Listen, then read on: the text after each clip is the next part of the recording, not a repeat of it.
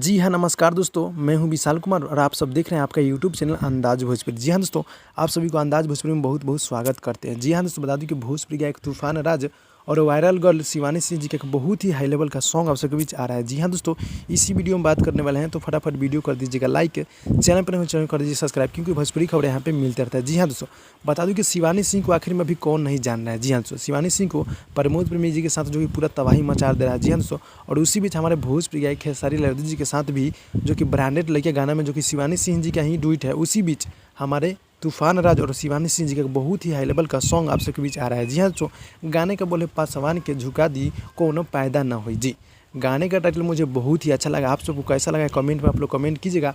गाने की बात कीजिए तो गाना बहुत ही हाई लेवल का है। जी हाँ दोस्तों, जितने भी पासवान भाई लोग देख रहे हैं आप लोग एक एक शेयर करके जाइएगा। जी, गाने का बोल है पासवान के झुका दी कोनो पैदा ना हुई, गाने का बोल है जो कि हमारे भोजपुरी का एक तूफान राज और शिवानी सिंह सॉन्ग को गाए हैं। जी हाँ दोस्तों, गाने के बोल बहुत ही हाई लेवल का मुझे लगा है। और गाना की बात किया जाए तो गाना बहुत ही ज़बरदस्त का, जो कि ऑडियो सॉन्ग आप सबके बीच कल सुबह 6:30 पे संगम रिकॉर्ड्स भोजपुरी यूट्यूब चैनल के माध्यम से गाना सुनने और देखने को मिलेगा। बहुत ही हाई लेवल का सॉन्ग है। जी हाँ दोस्तों, जो कि हमारे भोजपुरी का एक तूफान राज और शिवानी सिंह सॉन्ग को गाए हैं, बहुत ही हाई लेवल का है।